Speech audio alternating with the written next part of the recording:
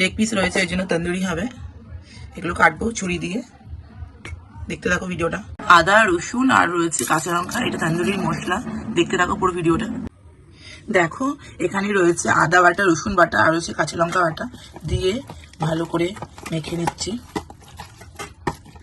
যেহেতু অনেকটাই মাংস আছে, 500 550, যাই হোক কতটা হবে আমি অত ঠিক পরিমাণ জানি না। আর এদিকে দেখো লেবুর রস দেবো।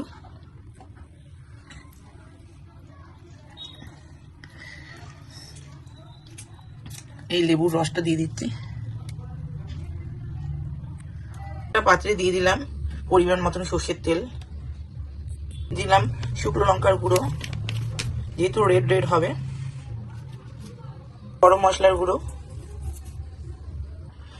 ধনে গুঁড়ো দিয়ে দিলাম, টক দইটা নিয়ে নিয়েছি, রয়েছে এভারেস্টের তন্দুরি মশলা, সেটাও নিয়ে নিচ্ছি।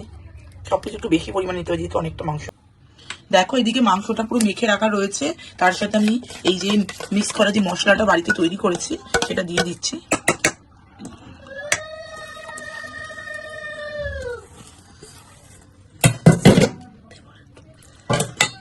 এখন মাখা হবে।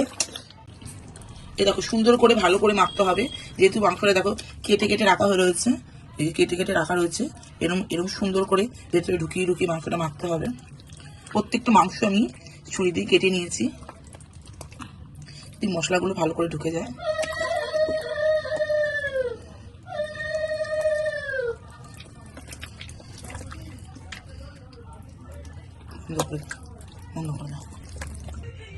দেখো এখানে ধনে পাতা রয়েছে আর রয়েছে রসুন রয়েছে আর কাঁচা লঙ্কা দিয়ে মিক্স করবো, এটা ধনে পাতার চাটনি হবে।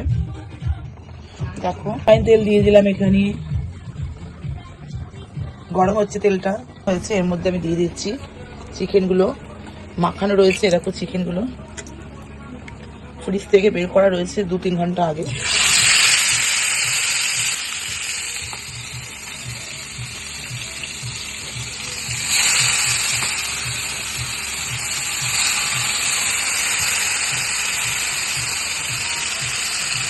দেখো এখন ঢেকে দিচ্ছি, তাহলে ওটা ভেতরে ভেতরে ময়ম হয়ে যাবে, জিনিসটা খেতে আরো ভীষণ ভালো হবে।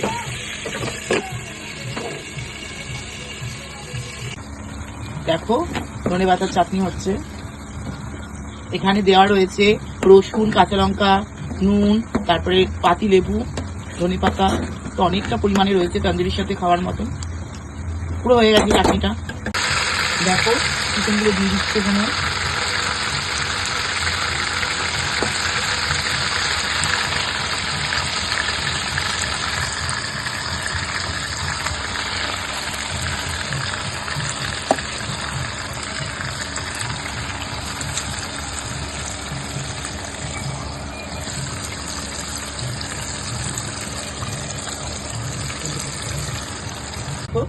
তন্দুরিগুলো দিয়ে দিচ্ছি পোড়ানোর জন্য।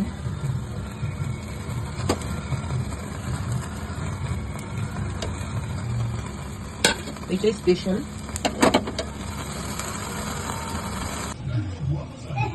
এদিকে বাটার দেওয়া হচ্ছে তন্দুরিগুলোতে।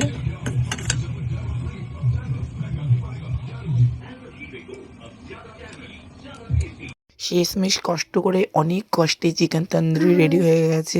ফাইনালি দারুণ।